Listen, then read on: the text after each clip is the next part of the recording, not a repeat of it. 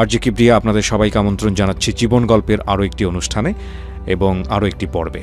আমি কথা বাড়াবো না, শুরুতেই আমার সঙ্গে যিনি আছেন তার সঙ্গে একটু পরিচিত হব। কি নাম আপনার? নীলা। নীলার বয়স কত? 28। শুরু করেন একেবারে ছোটবেলা থেকে, যেখান থেকে বলার আছে। আমার মার যখন বিয়ে হয়, বিয়ে হওয়ার পরে যখন বাপের বাড়িতে চলে যায়, মানে আমার বাবার বাড়িতে, তখন আমি আমার মায়ের 7 মাসের পেটে, যেটা আমার নানুর কাছ থেকে আমার শোনা। তো আমার নানুর বাড়িতে আমি জন্ম হই। আমার বাপটা তো একটু মানে জুয়ারির নেশা ছিল, তো আমার মাকে ঠিক মতন দেখতো না, মানে খাওন দিত না। একটা বাচ্চা পেটে নিয়ে একটা মহিলা যদি না খেতে পারে তার কতটা কষ্ট হয় সেটা উনি নিজেই জানে। তো আমার নানুর বাড়িতে চলে যায়। চলে যাওয়ার পরে আমার নানুর বাড়িতে আমি মানে দুনিয়াতে আসি। আমার বাবা অনেক দিন পর, যখন আমার বয়স 3 মাস পরে, তখন আমার বাবা একটু সুজি আর এক সেট গেঞ্জি স্যুট নিয়ে আসে আমার জন্য। আচ্ছা। পরে আমার মা আমাকে নিয়ে লুকায় চলে যায় যে আমার মেয়ে নিয়ে যাবে। তো আমার মামুদের আশা ছিল যদি আমি ছেলে হইতাম, মানে এটা তাদের কথা, যদি আমি ছেলে হইতাম তাহলে হয়তো আমি কোনো রোজগার করতাম। মেয়ে তো বিয়ে শাদী দেওয়া লাগবে, টাকা পয়সার বড় অ্যামাউন্টের ব্যাপার। তো আমাকে 7 মাসের করে আমার বাবার বাড়িতে দিয়ে আসে। তখন আমার বাবা অন্য জায়গায় বিয়ে করে। ওই সৎ মার যে মা ছিলেন মানে আমার নানুই হয় হিসাবে। তো আমার নানুরা, ওই আমার দাদি, এরা সবাই মিললে মানে ভিক্ষা করতো আর কি, আমাকে নিয়ে ভিক্ষা করাতো। তো একসময় আমার খালার বাড়িতে মানে ভিক্ষা করতে করতে মানে আমার খালার বাড়িতে চলে যাই। আমার খালায় আমার দেখে কাইন্দা দেয় যে তোর এই অবস্থা কেন। পরে আমার খালা কারোর কাছে কিছু বলে না, মান সম্মানের ভয়। পরে এসে আমার খালা আমার ভাত খাওয়াইছে। ভাত টাত খাওয়ানোর পরে আমার খালা জিজ্ঞেস করছে যে এই ব্যাপারে তোর মা জানে? আমি কই না, মা জানে না, মা শুধু বাবার কাছেই দিয়ে দিচ্ছে। তারপরে আমার খালার কাছ থেকে নিয়ে গেছে। নিয়ে যাওয়ার পরে খালা বলছে যে ঠিক আছে, আমি তোর বাবার সাথে কথা বলবো। পরে বাবার সাথে মনে হয় না যে আর বলা হয়েছে। তো আবার আমি ঘুরা খালার কাছে চলে গেছি। আমার এই খালা আর আমার নানু খুব আদর করতো। তো আমার খালার কাছে যখন আমি চলে যাই, তখন আমার সৎমা কেমন একটা ব্যবহার করতো আমার সাথে, মানে ওনার মেয়েই না আমি, যতচ ওনার রক্তের না, ওনার পেটের না, তো আমাকে তো আর গ্রাহ্য করবে না। আর ওনাদের তো সন্তান আছে, আমার যে বোনগুলাই ওরা আছে। তো আমি ওদের সাথে খুব মিশুক হতাম, খুব মিশুক, কিন্তু আমাকে দেখতে পারতো না। কেমন একটা ব্যবহার করতো আমার সাথে। অসহায়ের মতন বসে থাকতাম, ছোট তো খুবই, অসহায়ের মতন বসে থাকতাম। মানে ঠিক মতন খাইতে পারতাম না, একটা জামা পরতে পারতাম না, মানুষের বাসার জামা কাপড় পরতাম। বাবা একবেলা রিক্সা চালালে আরেকবেলা ঠিক মতন কাম কাজে যাইতো না। জুয়ারির টেবের নেশা, উনি জুয়া খেলতে খেলতে, আমার বড় মা তখন বাচ্চা ছিল, বড় মা যে কিছু জায়গা ছিল, দাদুর যে জায়গা ছিল, ওইগুলা বিক্রি করে দিত একটু একটু করে। তো এমন করতে করতে আমি খালার বাড়িতে যখন চলে যাই, খালা আমাকে রেখে দেওয়ার পরে আমার খালা একজনের বাসায় কাজে দেয়। তো আমার তো ছোট মন, মানে পড়ালেখার দিকে অতটা ছিল না, কেউ গার্ডিয়ান করতো না। গার্ডিয়ানের যে মায়ের যে ভালোবাসা, একটা বাবার যে ভালোবাসা, ওই ভালোবাসাটা আমি পাইতাম না। ওইখান থেকে আমাকে মানুষের বাসায় কাজে দিয়ে দেয়। আমার খালা মানুষের বাসায় কাজে দিয়ে দেয়। তো ওইখান থেকে আমি মানে চলে আসি, ভালো লাগে না, চলে আসি, আবার বাবার বাড়িতে যাই। বাবার বাড়ির থেকে আমাকে দারোগার বাসায় কাজে দেয়। আমাদের যে এলাকার যে একটা দারোগা বলে, ওনার বাসায় কাজে দেয়। ওনার বাসার থেকে আমাকে সায়দাবাদ যে বাসায়, ওইখানে কাজে দেয়, ওনার মেয়ের বাসায়। তো আমি ছোটোকালে মিঠাই খুব পছন্দ আমার, ওই মিঠাই আমি খাইতে গেছিলাম। তো ওনার স্বামীর কাছে বিচার দিছে যে মেয়েটা মিঠাই খেয়েছে। তো ওনার স্বামী আমাকে খুব ধমকি দিছে, ভয় টয় দেখাইছে যে তুমি মিঠাই খাইছো কেন? আমি কি, আমার খেতে মন চাইছে, আমি খাইছি। তো আমার তো ওই মুহূর্তে আমার ওটা কাজ করে না যে আমার এটা খাওয়াটা ঠিক হবে না। আমি তো খুব ছোট, আমাকে কেউ ছিল না দেখার মতন। পরে এসে আমাকে বলে যে তুই বাসা থেকে বাইরে যাবি। আমি ছোট, আমি কোথায় যাব? ঢাকা শহর চিনি না, জানি না কোথায় যাবি।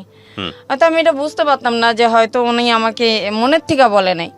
তো আমাকে মরিচ আনতে দিছে, ওই জিনিসটাই আমার মাথায় কাজ করতেছে যে উনি তো আমাকে বাসা থেকে বাইরে যেতে বলছে, তাহলে আমি চলে যাই।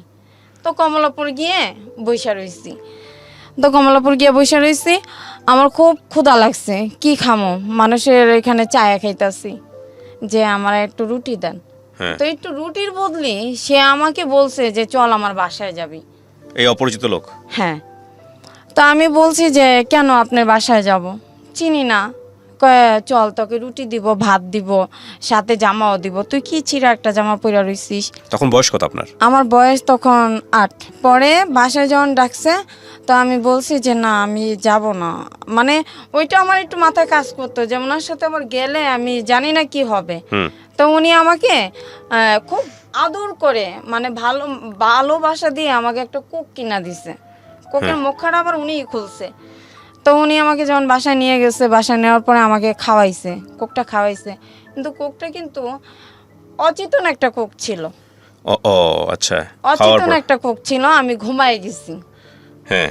ঘুমায় গেছি। তারপরে আমার সাথে যেটা ঘটলো আর কি, ঘুম ভাঙার পরে আমি দেখি যে আমার জামাটা প্যান্ট আমার। আপনি কি তখন বাসায় ছিলেন? হ্যাঁ, ওই লোকটার বাসায়। তখন আমি মানে ওই মনের ভিতর একটা ভয় কাজ করলো, একটু বুঝি। হ্যাঁ। আমি বললাম যে আমার জামা, কিন্তু লোকটা ঘরে নাই।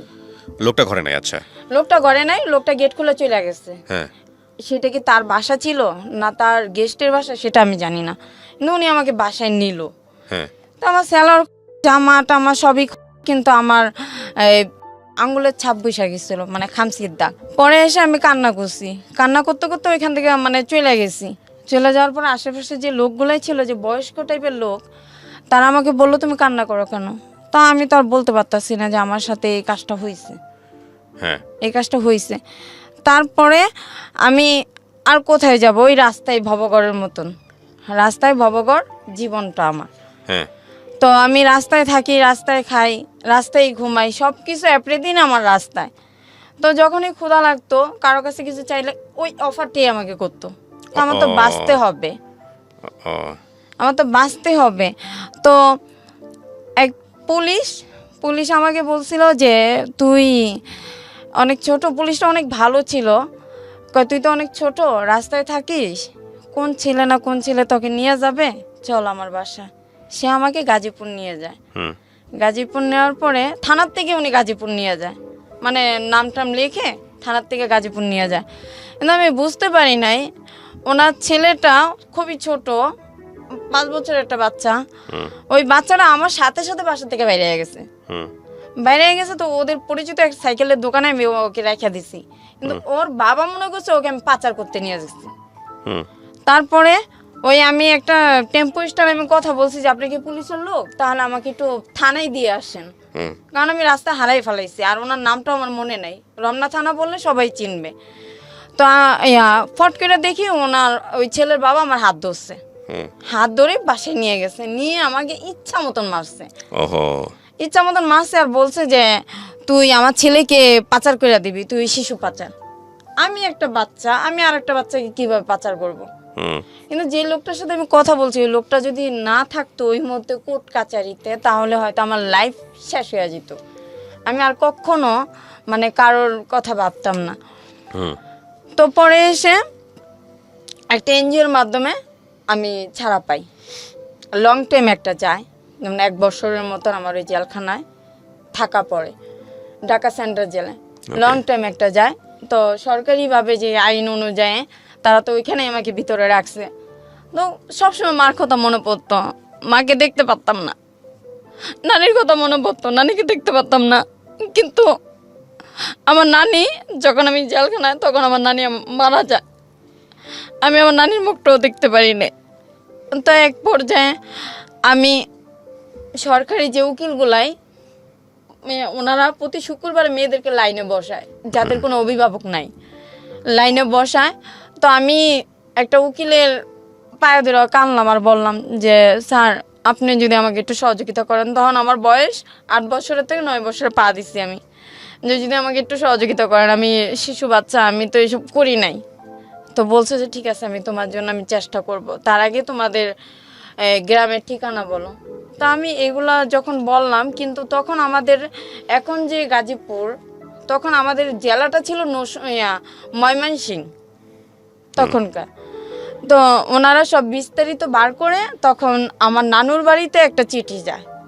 আচ্ছা নানুর বাড়িতে যখন চিঠি যায় ওই চিঠিটার থেকে আমার মা পায়। আমার মাকে বললো যে আপনার মেয়ে তো অমুক জায়গায়। তখন বলল যে আমি তো কিছু করতে পারবো না, তার বাবার কাছে যান। তো আমার বাবা ওই শেষ এক নজর আমাকে দেখতে যায়, শেষ এক নজর আমাকে দেখতে যায়, আমাকে আর পরে আর দেখতে যায় না। তার মেয়ে আছে, সবাই আছে, আমাকে তার প্রয়োজন নেই। পরে এসে আমি অনেক কান্না করতেছি, ওইখানে ওই জেলখানায় কান্না করতেছি যে আমার লাইফটা কি এভাবে শেষ হয়ে যাবে, আমি কি আর কখনো বেরোতে পারবো না। আমি তো কোনো দোষ করিনি, আস্তে আস্তে আমার জ্ঞান বুদ্ধি বাড়তেছে। তারপরে হঠাৎ করে আমি শুনতে পাই যে আমার মানে আমি খালাস, মুক্তি। কে আচ্ছা। করলো তাও জানেন না? তাও জানি না।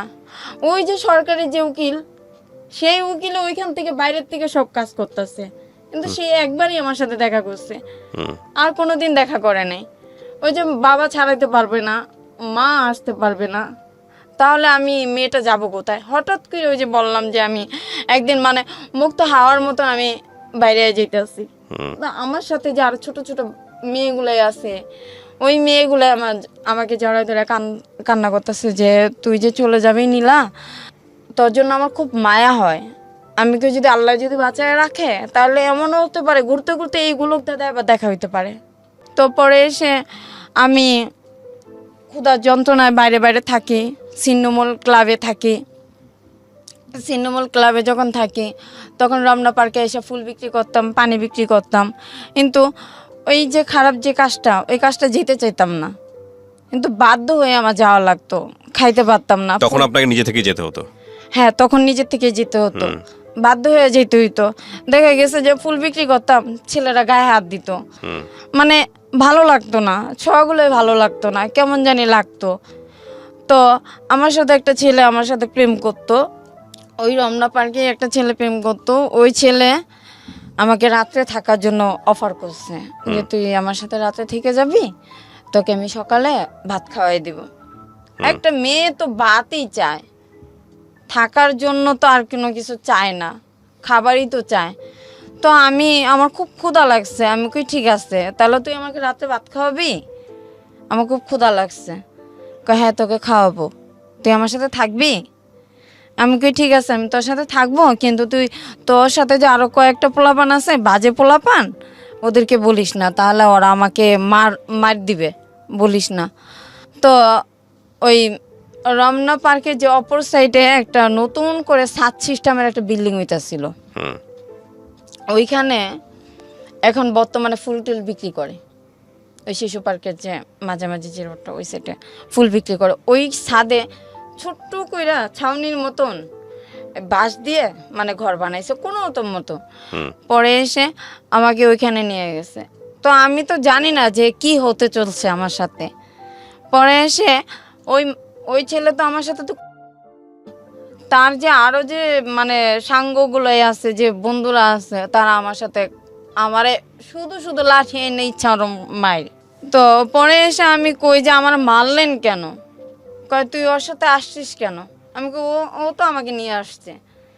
কয় ওই আমারে পাঠাইছে। আমি কই ওর সাথে তো আমি কোনো খারাপ কিছু আচরণ করি নাই, আর তোমাদের সাথেও তো করি না, তো বিনা দোষে কেন আমার মারলা? আমি কি করছি? আমার একটা পার্ট দেখাও যে আমি এই কাজটা করছি, কিংবা তোমাদের সাথে খারাপ ব্যবহার করছি, কিংবা তোমাদের কোনো কিছু করছি, তার একটা ক্লু আমাকে দেখাও। দেখাতে পারতেছে না। মতলব ওর সাথে গেলি কেন? ওর সাথে শুইছিস কেন?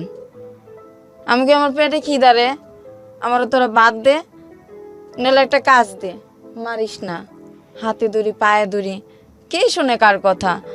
মানুষের ভিতরে তো মানুষ থাকে না, নিষ্ঠুর। পরে এসে আমি অনেক কান্না করছি, মায়ের খেয়ে বইসা রইছি, দুই আঁটুতে হাতে অনেক ব্যথা করতেছে, ব্যথার ওষুধ কিনা দেওয়ার মতন কোনো মানুষ নাই।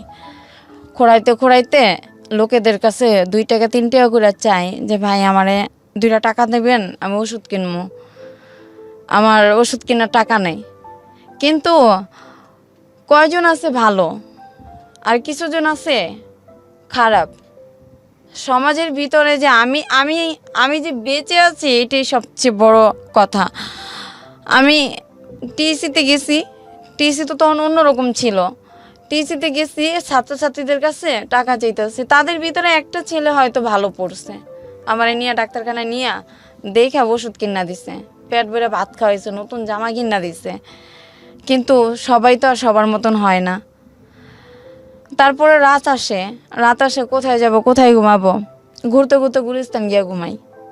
গুলিস্তানে আরও যে মেয়েরা আছে ওদের সাথে মিশা ঘুমাই। কিন্তু ওই যে বড় বড় যে ছেলেগুলাই, তারা তো উত্তপ্ত করে, জামা দইরা টান দেয়, ঘুমের ঘরে এইসব মানে দেয়। যদি না যাই মুখ চাইপা ওই স্টেডিয়ামের উপরে উঠায়, যে ইগুলাই থাকে যে কার্নিজের উপরে উঠায় জোর করে জবরদস্তি করে। আমি কই ভাই আমার ছাইরা দাও, আমার ভালো লাগে না, হয় ভালো একটা সুন্দর জীবন দাও, নইলে আমার ছাইরা দাও, ভালো লাগে না এইসব কাজ, ভালো লাগে না। কয় রাস্তায় ঘুমাসকে, বাড়িঘর নাই। আমি কি বাড়িঘর তো আমি চিনি না, আমি তো ঢাকা কাজে আসছিলাম, বাড়িঘর তো চিনি না, তখন কিন্তু বাড়িঘর চিনি না আমি। তারপরে পরের স্টেপে আমার যখন নাকি রাত্রের বেলা, যখন নাকি ওরা আমার সকালবেলা আমার গুইনা 500 টাকা দেয়, তখন এই টাকার দিকে তাকাই আর বলি যে এই যে 500 টাকার জন্য ওরা আমার জোর করে এই টাকাটা না দিয়ে যদি তাদের ভিতরে যে কোনো একজন যদি আমার নিজের বোনের মতন কিংবা যে কোনো একটা আপন মানুষ মনে করে যদি আমার রাখতো, তাও তো নিজের বুঝাইতে পারতাম যে না, আমি রাস্তার থেকে আমি মানে ঘরে আসি। আর আমার বাবা তো ওই যে জেলখানায় দেখে আসছে আমাকে, আমি তো গ্রামের বাড়ি ঠিক মতন চিনি না।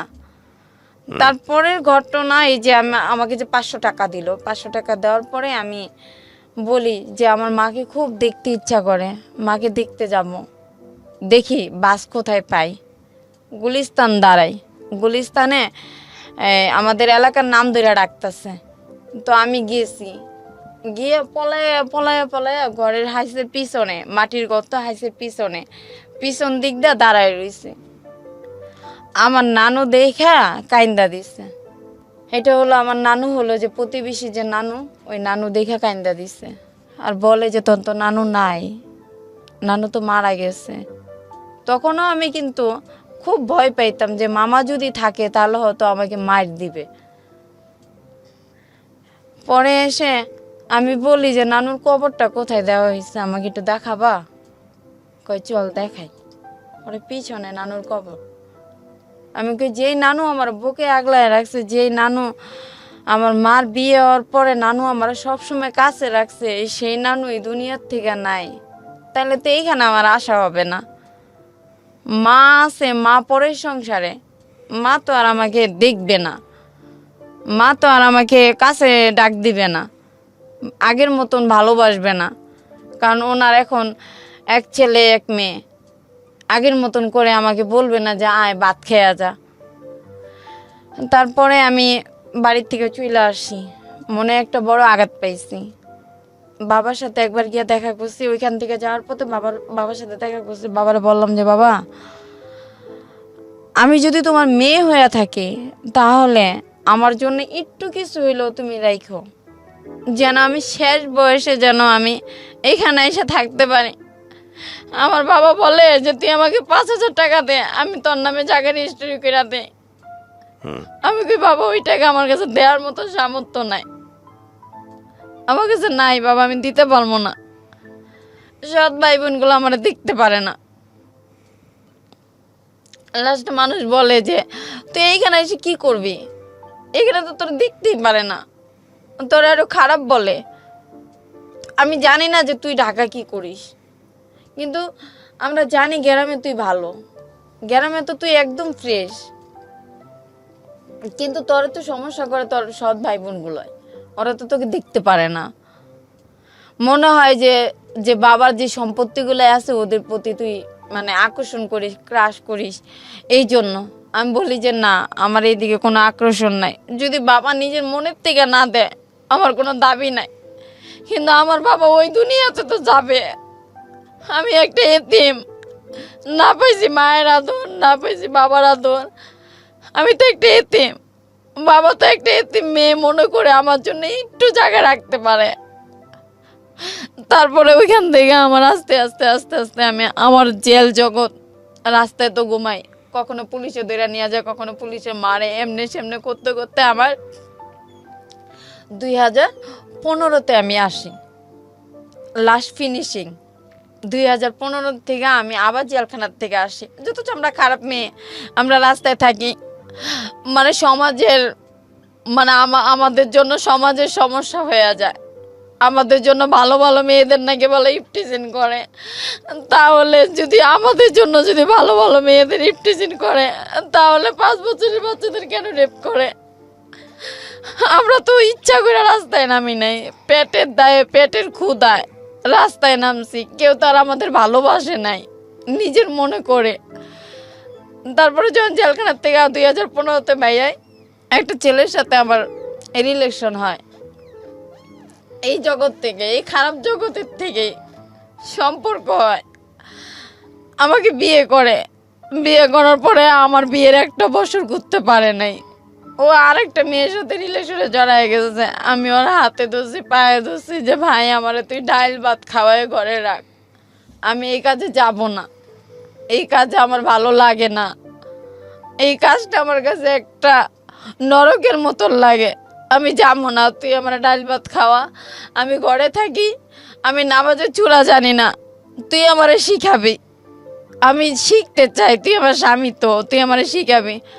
কে শুনে কার কথা? আমার স্বামী গাড়ি চালায়, 2 দিন পর 3 দিন ঘরে আসে, আর ওর মার কাছে বলে যে অত সন্তান হইব না, ওরে দেশের বাড়িতে নেওয়া যাবে না, ওদের দেশের বাড়ি আবার বরিশাল, ওকে দেশের বাড়িতে নেওয়া যাবে না। আমি কই কি যে ভাই আবার সন্তান হবে, ডাক্তারে বলছে তুই যদি ঠিক মতন ঘরে আসিস, ঠিক মতন যদি স্বামী স্ত্রী যে একটা সম্পর্কই তো তুই আমার সাথে করিস না, তাহলে আমার সন্তান কিভাবে হবে? ওই মেয়েকে বিয়ে করে আমি ওরে অনেক বুঝাইছি যে ভাই তুই বিয়ে করছিস ভালো কথা, আমি মাইনা নিছি, বড় বউ হিসাবে আমি মাইনা নিছি। কয়টা মেয়ে সেক্টিভাইজ করবে? আমি তো 2টা ডাইল ভাত খাওয়ার জন্য আমি মাইনা নিছি, আমি তো খারাপ হওয়ার জন্য না। কিন্তু ও আমার কথা শুনে নাই। আমি আমি আমি দেখতেও সুন্দর, আমার চেহারা সুন্দর না, আমি কালো, ওর সাথে আমার মানাইব না, আমি খারাপ, বড় বেটার সাথে যাই, আমার এই সমস্ত কথা কইছে। আমি কাঁদতে কাঁদতে কাঁদতে কাঁদতে ওর বাসার থেকে আমি বাইরে হয়ে গেছি যে তুই তো আমার খারাপ দেখেই বিয়ে করছ, তাইলে তুই আমার কাছ থেকে কেন ছেড়ে যাস? কই না, তোর সমাজে নেওয়া যাইব না, সমাজে নিলে তোরে চিনলে মানুষ তোরে খারাপ কইব। আমি কই তুই তো আমার স্বামী, তুই কবি আমার মানুষটা বলবি যে আমার বউ, আমি বিয়ে করছি ভালো হয়ে গেছে গা। সম্মান তো ওরা এমনিই দিব, সম্মান তো নিজের থেকে নেওয়া যায় না, ওরা তো এমনিই দিব যদি তুই আমার ঘরে রাখো। কয় না, আমার নন্দে কয় আপনি আমার বাসায় আইসেন না, আপনি খারাপ, আপনারে দেখলে মানুষ সিসি করে। আমার বাসুর আমারে দেখতে পারে না, আমি খারাপ বইলা। আমি কই দেখো, খারাপ তো কেউ মায়ের পেটের থেকে আসে না, পরিস্থিতি শিকার হয়ে খারাপ হয়। আমি ভালো হইতে চাই, তোমার বাইরে একবার বলো, তোমার তো ছোট ভাই কথাগুলো শুনবে, তোমরা একবার বুঝায় বলো যে আমাকে রাখতে। কয় না, আপনি যে এনে আছেন উনি থাকেন, আপনি আইসেন না আমাদের কাছে, আপনি আইলে মানুষ খারাপ কয়। আমি এই জনকাশপুরে আমার স্বামীর লঙ্গির থেকে শুরু করে ওরে কোন সুনোটা দিলে মুখে শুট করবে, কোন গেঞ্জিটা পরলে ওরে ভালো লাগবে, আমি সব কিনা দিতাম, কিন্তু ভালোবাসার কাছ থেকে আমি পাই নাই। ও নিশা খাইতো, যে বর্তমানে যে বলে যে ইয়াবা, ও নিশা খাইতো। আমি বলছি তুই যাইস না, তুই এখানেই থাক, তুই এগুলো খাইস না, তুই যদি এগুলো খাস তুই জীবনে পরিবর্তন হইতে পারবি না। কয় আমার মারে তুলা বাঁকা দিত, তুই আমার চিনস, তোর মায়েরা গুম করে তুমো, কেউ খবর পাইব না। আমি কই দেখ আমি এতিম মাইয়া, তুই এতিম, তুই এইগুলা খাইস না। আসলে আমার কথা শুনতো না। নিত্য নতুন মেয়ে দেখে, নিত্য নতুন মেয়েদের ছোঁয়ার ভালো লাগে। বউ তো পুরনো হয়ে গেছে, বউ ছোঁয়ার ভালো লাগে না। বউ কাছে গেলে ওর মানে যেমন অস্বস্তি বোধ করে। পরে এসে আমি বলছি যে ভাই তুই যখন বিয়ে করছ, তুই সাথেই যখন থাকবি, তাহলে তুই আমার মাসে সংসারে খরচ দিস 5,000 টাকা, সেটা দিবি? কই আমি টাকা পাবো কই? আমি কই তুই তো গাড়ি চালাস, আর আমি এই যে দেখ না আমি বাইরে যাই, রাস্তায় যাই, সবসময় তো কাজ হয় না, একসময় ঘরে না খায়া থাকতে হয়। মাসে ঘর ভাড়া 5,000 টাকা, খাওয়ান আছে, সবকিছু আছে, কাপড় চাপড় আছে, এগুলো তো তুই আমার দেশ না, আমার নিজেরই মেনটেন করে চলতে হয়। আমি তো মানসিক প্রেশার নিতে পারি না। ওর জন্য আমি একবার ফাঁসি দিতে গেছি, একবার আমার বুকে আগুন দিতে গেছি। ওই বাঁচাইছে, কিন্তু ওই বাঁচাইছে আবার ওই আমার কাছ থেকে সরে গেছে। তাহলে কেন গেলি আর কেন আমার বাঁচাইলি? তুই যদি নাই যাইতে, তাহলে তো আমি নিয়ত করছিলাম যে দুইজনের স্বামী স্ত্রী মিল্লা কিছু টাকা জোগাইয়া ব্যাংকের থেকে যে পিক আপ গাড়িগুলো আছে, ও তো গাড়ি চালাইতে পারে, একটা গাড়ি কিনা দেবো, আমার নামেই থাকবো, ও আস্তে আস্তে মাসে মাসে কিস্তি দিয়ে দিবে, শোধ করে দিবে। কিন্তু না, কয় আমারে 5 লাখ টাকা দে, 5 লাখ টাকা দে, টাকা দিলে তাহলে এই তোর সাথে আমি থাকবো। আমি কই আমি এই টাকা পাবো কই? তুই তো জানোস যে আমি কি কাজ করি, এই কাজে তো এরকম এত টাকা পাওয়া যায় না। আর এই কাজে কয় টাকা দেয়? কোনো ক্লায়েন্টে দেয় 1,000 টাকা, কোনো ক্লায়েন্টে দেয় নাইডে নিয়ে গেলে 2,000 3,000 টাকা দেয়, এত টাকা তো পাওয়া যায় না। আর আমি কই পাবো এত টাকা? আর আমি তো আর 5 জনের মতন ওই রকম খারাপ হইতে পারবো না যে একজনের নিঃস্ব কইরা শেষ কইরা আমি নিয়ে এসে পড়বো, তাহলে তো আমার জেল হইব, ফাঁসি হইব। আমি তো এগুলো পারবো না। না পারলে নাই, তোর কাছে আমি থাকবো না। তারপরে দিয়া আমি বাইরে চলে যাবো দেখে আমি পাসপোর্ট করছি। বাইরে চলে যাবো দেখে পাসপোর্ট করছি।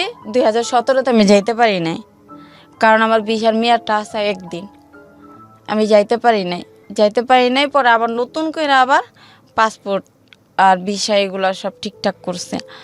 ঠিকঠাক করার পরে অন্য অফিসের থেকে আমি গেছি সৌদি 2018-তে। তখন আমার মা বোন সবাই ঢাকা থাকে।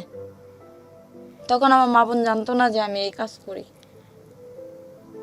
ওদের সাথে বছরে একবার গিয়ে আমি দেখা করতাম, নাহলে মাসে একবার গিয়ে দেখা করতাম। এত লম্বা হিস্টোরি, সব কিছু মেমোরিতে থাকে না, যেগুলো মনে আছে আমি সেগুলোই বলতেছি। তারপরে আমার মা বোন আমি নিয়ে আসছি। এখানে আবার একটা ঘটনা ঘটছে যে আমার ছোট ভাই আবার একটা কাজ করছে। ওই ছোট ভাইয়ের জন্য আমি, আমার ছোট বোন, আমার মামানি জেলখানায় গেছি। কারণ আমি তো জেলখানায় গেছি, জেল জগতের অবস্থা আমি জানি, কিন্তু ওরা তো কখনো জেলখানায় যায় নাই। ওই ভাইয়ের জন্য আমাদের জেলখানায় নিয়ে গেছে। জেলখানায় নিয়ে গেছে, তোর ভাইরে ধরায় দে, নইলে টাকা দে। তা আমরা বললাম যে ভাইরে ধরায় দিব, আমরা ওই টাকা কোথায় পাবো? আমাদের কাছে টাকা নেই। আমার জিজ্ঞেস করে, ও তোর কি হয়? আমি কি আমার ভাই হয়? কয় তোর কেমন ভাই? আমি কই আমি আগের সংসারের। এটা তোমার বলতে হবে। পরে আমার ছোট বোনরে ইচ্ছারম দারোগায় হাতে লাঠি দিয়া, মোটা যে লাঠিগুলো এগুলো দিয়ে বাড়ি দিছে। আর ওই দারোগায় আমার মাঝরাই তো ঘুমেতে উঠায় নিয়ে আমারে কয়, তোর ভাইয়েরে আইনা দে, আর নইলে তোরা জেলে পচবি। তখন আমি বলি, অন্যায় ভাই করছে, আমরা অন্যায় করি নাই। তো এইখানে যেই অন্যায় করছে আপনারা তারে খোঁজেন। আচ্ছা, আপনার নামটা যেন কি বলছিলেন? নীলা। নীলা, আমি খুব সংক্ষিপ্ত করে কিছু প্রশ্ন আপনাকে জিজ্ঞেস করি। আপনার বর্তমান কি আপনি একই পেশার সঙ্গে যুক্ত আছেন? জি জি এখনো আছেন? জি। আপনার এই পেশাতে নিশ্চয়ই ভালো লাগে না? না। তো আপনি এখান থেকে বের হয়ে গার্মেন্টসে যান না কেন? গার্মেন্টসে কাজ করলে তো পারেন। গার্মেন্টসে কাজ করলে শিক্ষাগত যোগ্যতা লাগে, যেটা আমার ভিতরে নাই। আচ্ছা। বাসা বাড়িতে কাজ করতে গেলে দেখা গেছে ছেলে একা থাকে, গায়ে হাত দেয়। অফিসে পিয়নে চাকরি করব, একটা ফাইল একটা স্যারের কাছে দিয়ে যাবো, এখানে কি লেখা আছে আমি পড়তে পারবো না। মাসে যদি আমার খাওয়া দাওয়া নিয়ে 20,000 টাকা খরচ যায়, আমি এই 20,000 টাকা আমি কোথায় পাবো? না, তারপরেও আমি আপনাকে একটা কথা বলি, আপনি যদি চেষ্টা করেন এখান থেকে বের হয়ে আসার জন্য, নিশ্চয়ই আল্লাহ আপনাকে পথ দেখাবে। চেষ্টাটা করতে হবে, 1। আর 2 নাম্বার যেটা, সেটা হচ্ছে দেখেন এই জায়গাটা কিন্তু অনেক রিস্কি। আপনি যে কাজটা করেন এটার যে হেলথ কিছু ইস্যু আছে, স্বাস্থ্যগত কিছু বিপজ্জনক ঝুঁকিপূর্ণ একটা জায়গা, এটা জানেন আপনি? হ্যাঁ জানি। আচ্ছা, তাহলে এই ঝুঁকিপূর্ণ জায়গাতে যেভাবে স্বাস্থ্য ভালো রাখতে হয় সে বিষয়ে আপনি সচেতন থাকবেন। দেখেন, আপনার এই গল্পটা এটা আমি ভিজুয়ালি পোর্ট্রে করতে চেয়েছিলাম। আপনার যদি মনে না থাকে, আপনি আমার অফিসে গিয়েছিলেন, জি। পরবর্তীতে আমার কাছে মনে হচ্ছে না আপনার ফেস দেখালে আপনার সামাজিকতায় ক্ষতি হবে, সেই জায়গা থেকে আমি রেডিওতে নিয়ে এসেছি গল্পটা। এবং এটা ঠিক যে আপনার এই গল্পের অনেক কিছু আমরা ছোটোখাটো কেটে প্রেসাইজ লিখানো উপস্থাপন করেছি।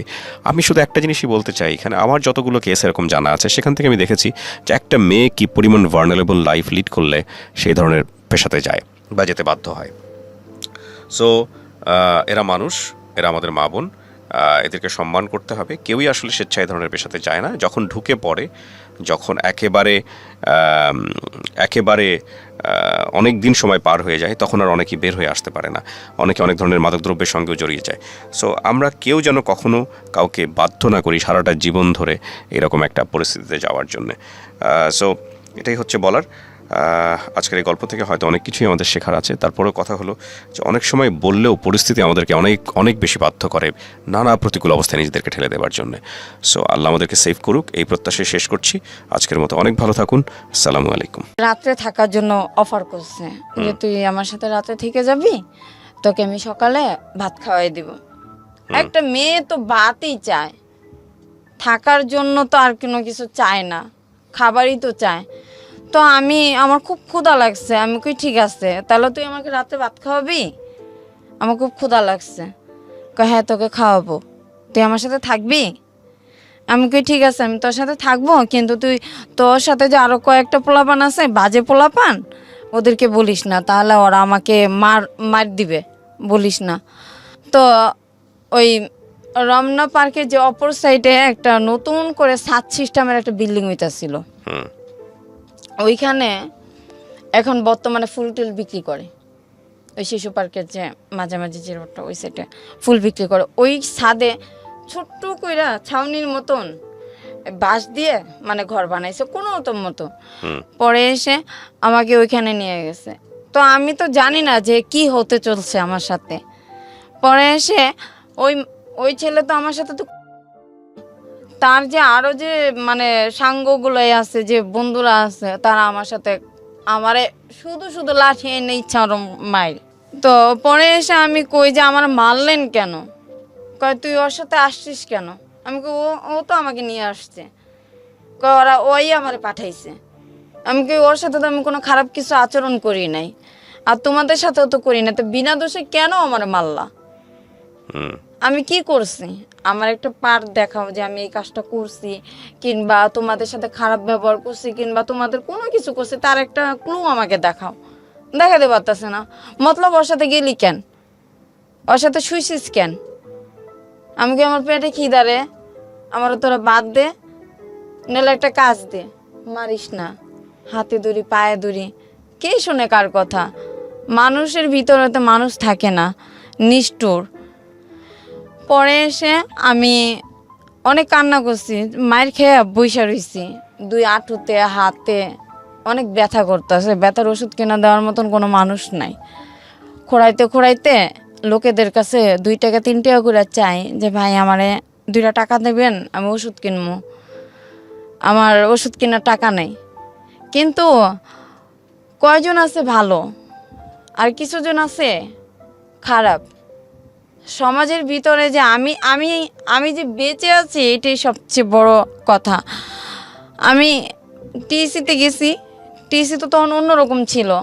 টিসিতে গেছি, ছাত্রছাত্রীদের কাছে টাকা চাইতেছি, তাদের ভিতরে একটা ছেলে হয়তো ভালো পড়ছে, আমার নিয়ে ডাক্তারখানায় নিয়ে দেখা ওষুধ কিনা দিছে, পেট ভরে ভাত খাওয়াইছে, নতুন জামা কিনা দিছে। কিন্তু সবাই তো আর সবার মতন হয় না। তারপরে রাত আসে, কোথায় যাব, কোথায় ঘুমাবো? ঘুরতে ঘুরতে গুলিস্তান গিয়া ঘুমাই। গুলিস্তানে আরও যে মেয়েরা আছে ওদের সাথে মিশা ঘুমাই। কিন্তু ওই যে বড় বড় যে ছেলেগুলাই, তারা তো উত্তপ্ত করে, জামা দইরা টান দেয়, ঘুমের ঘরে এইসব মানে দেয়। যদি না যাই, মুখ চাইপা ওই স্টেডিয়ামের উপরে উঠায়, যে ইগুলাই থাকে যে কার্নিজের উপরে উঠায় জোর করে জবরদস্তি করে। আমি কই ভাই আমার ছাইরা দাও, আমার ভালো লাগে না, হয় ভালো একটা সুন্দর জীবন দাও, নইলে আমার ছাইরা দাও, ভালো লাগে না, এইসব কাজ ভালো লাগে না। কই রাস্তায় ঘুমাসকে, বাড়ি ঘর নাই, আমি কি বাড়িঘর তো আমি চিনি না, আমি তো ঢাকা কাজে আসছিলাম, বাড়িঘর তো চিনি না, তখন কিন্তু বাড়িঘর চিনি না আমি। হুম।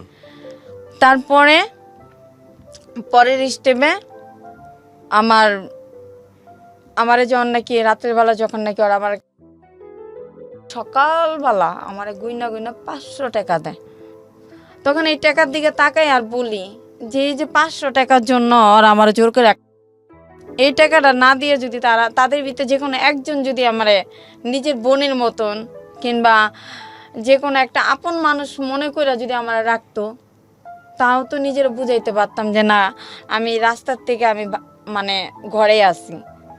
আর আমার বাবা তো ওই যে জেলখানা দেখে আসছে আমাকে, আমি তো গ্রামের বাড়ি ঠিক মতন চিনি না।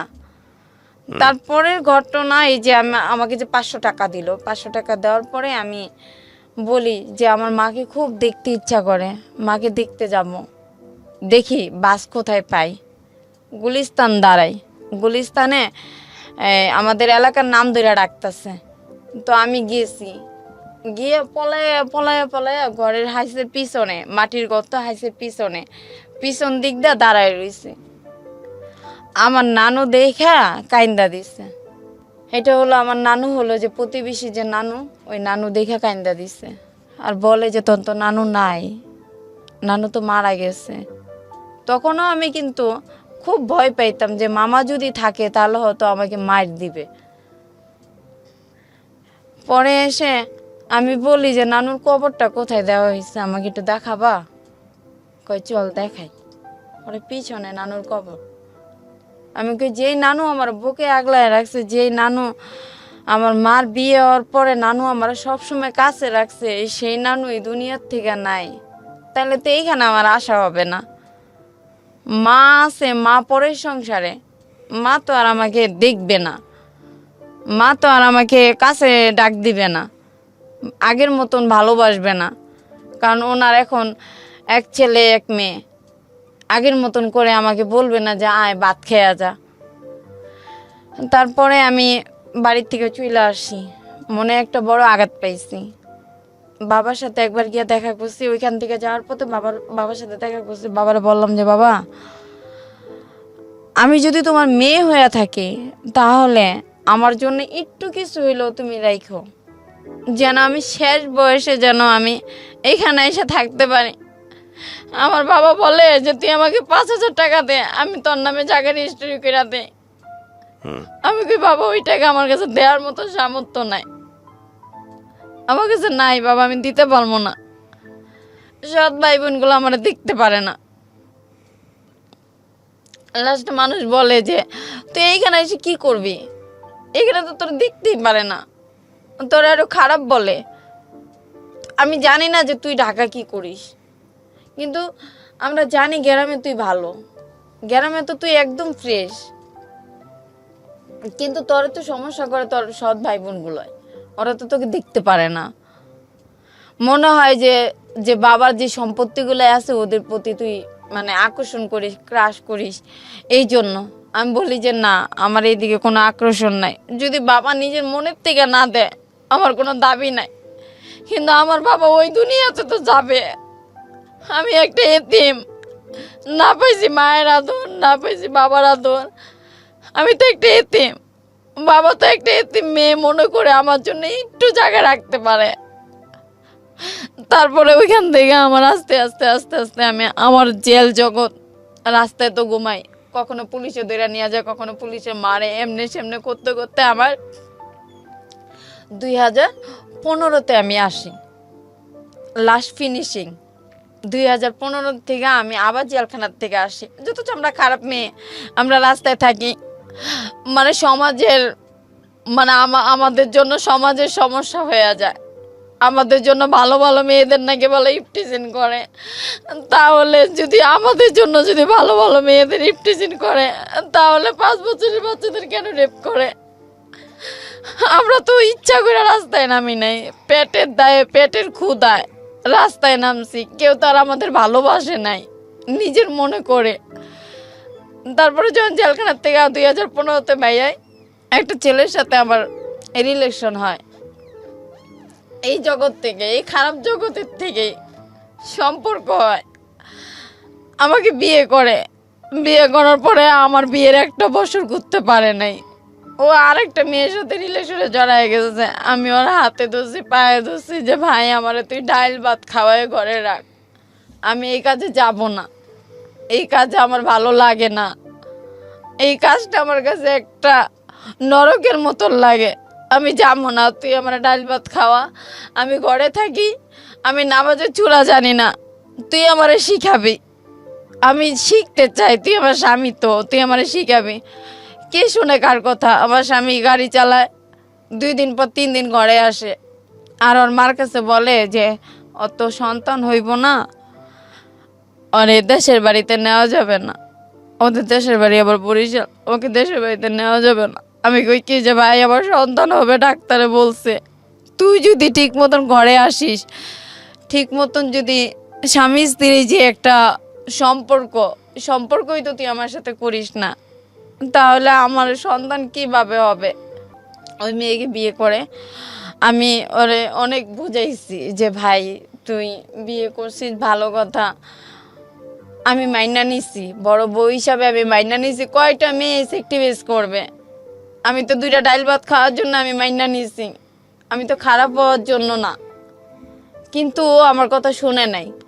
আমি আমি আমি দেখতেও সুন্দর, আমার চেহারা সুন্দর না, আমি কালো, ওর সাথে আমার মানাইব না, আমি খারাপ, বড় বেটার সাথে যাই, আমার এই সমস্ত কথা কইছে। আমি কানতে কানতে কানতে কানতে ওর বাসার থেকে আমি বাইরে হয়ে গেছি যে তুই তো আমার খারাপ দেখেই বিয়ে করছ, তাইলে তুই আমার কাছ থেকে কেন ছেড়ে যাস?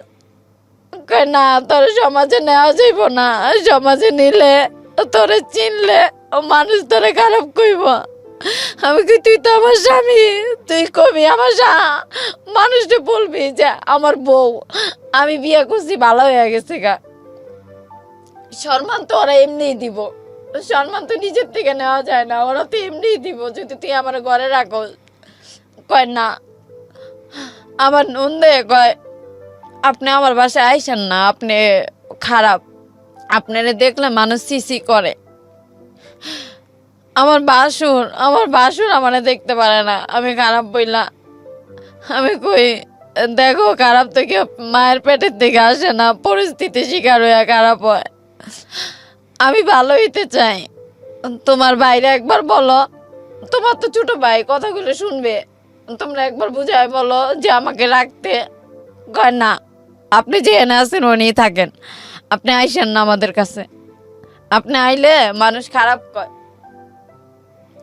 আমি এই জনকাজ করে আমার স্বামীর লঙ্গির থেকে শুরু করে ওরে কোন সুনোটা দিলে মুখে স্যুট করবে, কোন গেঞ্জিটা পরলে ওরে ভালো লাগবে, আমি সব কিনা দিতাম, কিন্তু ভালোবাসার কাছ থেকে আমি পাই নাই। ও নিশা খাইতো, যে বর্তমানে যে বলে যে ইয়াবা, ও নিশা খাইতো। আমি বলছি তুই যাইস না, তুই এখানেই থাক, তুই এগুলো খাইস না, তুই যদি এগুলো খাস তুই জীবনে পরিবর্তন হইতে পারবি না। কয় আমার মারে তুলা বাঁকা দিত, তুই আমার চিনস, তোর মায়েরা গুম করে তুমো, কেউ খবর পাইব না। আমি কই দেখ আমি এতিম মাইয়া, তুই এতিম, তুই এইগুলা খাইস না। আসলে আমার কথা শুনতো না। নিত্য নতুন মেয়ে দেখে, নিত্য নতুন মেয়েদের ছোঁয়ার ভালো লাগে। বউ তো পুরনো হয়ে গেছে, বউ ছোঁয়ার ভালো লাগে না। বউ কাছে গেলে মানে যেমন অস্বস্তি বোধ করে। পরে এসে আমি বলছি যে ভাই তুই যখন বিয়া করছ, তুই সাথেই যখন থাকবি, তাহলে তুই আমার মাসে সংসারে খরচ দিস 5,000 টাকা, সেটা দিবি? কই আমি টাকা পামু কই? আমি কই তুই তো গাড়ি চালাস, আর আমি এই যে দেখ না আমি বাইরে যাই, রাস্তায় যাই, সবসময় তো কাজ হয় না, একসময় ঘরে না খায়া থাকতে হয়। মাসে ঘর ভাড়া 5,000 টাকা, খাওয়ান আছে, সব কিছু আছে, কাপড় চাপড় আছে, এগুলো তো তুই আমার দেশ না, আমার নিজেরই মেনটেন করে চলতে হয়। আমি তো মানসিক প্রেশার নিতে পারি না। ওর জন্য আমি একবার ফাঁসি দিতে গেছি, একবার আমার বুকে আগুন দিতে গেছি। ওই বাঁচাইছে, কিন্তু ওই বাঁচাইছে আবার ওই আমার কাছ থেকে সরে গেছে। তাহলে কেন গেলি আর কেন আমার বাঁচাইলি? তুই যদি নাই যাইতে, তাহলে তো আমি নিয়ত করছিলাম যে দুইজনের স্বামী স্ত্রী মিল্লা কিছু টাকা জোগাইয়া ব্যাংকের থেকে যে পিক আপ গাড়িগুলো আছে ও তো গাড়ি চালাইতে পারে, একটা গাড়ি কিনা দেবো, আমার নামেই থাকবো, ও আস্তে আস্তে মাসে মাসে কিস্তি দিয়ে দিবে, শোধ করে দিবে। কিন্তু না, কয় আমারে 5 লাখ টাকা দে, 5 লাখ টাকা দে, টাকা দিলে তাহলে এই তোর সাথে আমি থাকবো। আমি কই আমি এই টাকা পাবো কই, তুই তো জানোস যে আমি কি কাজ করি, এই কাজে তো এরকম এত টাকা পাওয়া যায় না। আর এই কাজে কয় টাকা দেয়? কোনো ক্লায়েন্টে দেয় 1000 টাকা, কোনো ক্লায়েন্টে দেয় নাইডে নিয়ে গেলে 2000 3000 টাকা দেয়, এত টাকা তো পাওয়া যায় না। আর আমি কই পাবো এত টাকা? আর আমি তো আর 5 জনের মতন ওই রকম খারাপ হইতে পারবো না যে একজনের নিঃস্ব কইরা শেষ কইরা আমি নিয়ে এসে পড়বো, তাহলে তো আমার জেল হইব, ফাঁসি হইব। আমি তো এগুলো পারবো না, কারণ না পারলে নাই, তোর কাছে আমি থাকবো না। তারপরে দিয়া আমি বাইরে চলে যাবো দেখে আমি পাসপোর্ট করছি, বাইরে চলে যাবো দেখে পাসপোর্ট করছি। 2017-তে আমি যাইতে পারি নাই, কারণ আমার ভিসার মেয়াদটা আছে 1 দিন, আমি যাইতে পারি নাই। পরে আবার নতুন করে আবার পাসপোর্ট আর ভিসা এগুলো সব ঠিকঠাক করছে। ঠিকঠাক করার পরে অন্য অফিসের থেকে আমি গেছি সৌদি 2018-তে। তখন আমার মা বোন সবাই ঢাকা থাকে, তখন আমার মা বোন জানতো না যে আমি এই কাজ করি। ওদের সাথে বছরে একবার গিয়ে আমি দেখা করতাম, নাহলে মাসে একবার গিয়ে দেখা করতাম। এত লম্বা হিস্টোরি, সব কিছু মেমোরিতে থাকে না, যেগুলো মনে আছে আমি সেগুলোই বলতেছি। তারপরে আমার মা বোন আমি নিয়ে আসছি। এখানে আবার একটা ঘটনা ঘটছে যে আমার ছোট ভাই আবার একটা কাজ করছে। ওই ছোট ভাইয়ের জন্য আমি, আমার ছোট বোন, আমার মামানি জেলখানায় গেছি। কারণ আমি তো জেলখানায় গেছি, জেল জগতের অবস্থা আমি জানি, কিন্তু ওরা তো কখনো জেলখানায় যায় নাই। ওই ভাইয়ের জন্য আমাদের জেলখানায় নিয়ে গেছে, জেলখানায় নিয়ে গেছে। তোর ভাইরে ধরায় দে, নইলে টাকা দে। তা আমরা বললাম যে ভাইরে ধরায় দিব, আমরা ওই টাকা কোথায় পাবো, আমাদের কাছে টাকা নেই। আমার জিজ্ঞেস করে ও তোর কি হয়, আমি কি আমার ভাই হয়, কয় তোর কি আমার ভাই। আমি কই আমি আগের সংসারের, এটা তোমার বলতে হবে। পরে আমার ছোট বোনরে ইচ্ছারম দারোগায় হাতে লাঠি দিয়া, মোটা যে লাঠিগুলো এগুলো দিয়ে বাড়ি দিছে। আর ওই দারোগায় আমার মাঝরাই তো ঘুমেতে উঠায় নিয়ে আমারে কয় তোর ভাইয়েরে আইনা দে, আর নিলে তোরা জেলে পচবি। তখন আমি বলি অন্যায় ভাই করছে, আমরা অন্যায় করি নাই, তো এইখানে যে অন্যায় করছে আপনারা তারে খোঁজেন। আচ্ছা, আপনার নামটা যেন কি বলছিলেন? নীলা। নীলা, আমি খুব সংক্ষিপ্ত করে কিছু প্রশ্ন আপনাকে জিজ্ঞেস করি। আপনার বর্তমান কি আপনি একই পেশার সঙ্গে যুক্ত আছেন? জি জি এখনো আছেন? জি। আপনার এই পেশাতে নিশ্চয়ই ভালো লাগে না? না। তো আপনি এখান থেকে বের হয়ে গার্মেন্টসে যান না কেন? গার্মেন্টসে কাজ করলে তো পারেন। গার্মেন্টসে কাজ